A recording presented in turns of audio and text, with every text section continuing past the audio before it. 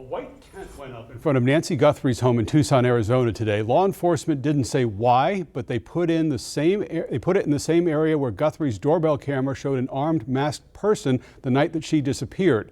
A source close to the investigation confirmed the discovery of a pair of gloves found about a mile or so from Guthrie's home. They appear to look similar to the ones seen in that doorbell video. Investigators now test them for DNA.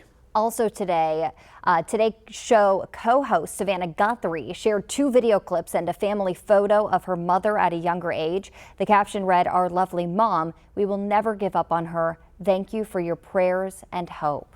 Meanwhile, we all saw the video the FBI released from Nancy Guthrie's house. And as expected, the video led to an increase in leads to law enforcement. But where do those leads go? Wink News security analyst and retired FBI agent Richard Kolko explains. Rich.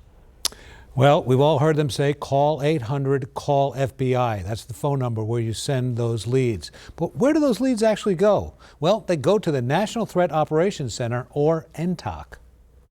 Thank you for calling the FBI. That phone is being answered in Clarksburg, West Virginia, home of the FBI's Criminal Justice Information Services, or CJIS. There, threat intake examiners review each call or electronic submission. Not all leads are equal, but all are important. The team does some analysis and investigation in order to build a lead package. Please have your name, and could you spell that? I may have a phone number in case we get disconnected, and may I have your date of birth? The FBI team triages each lead. It's not the order they come in, it's how important or how immediate it may seem. Greg Nelson was a section chief at the NTOC. Our threat intake examiners evaluate the information in those electronic tips and phone calls, do some analysis, and then determine where that information needs to go for further action. Most often that's either a field office, and in some cases it's a law enforcement partner.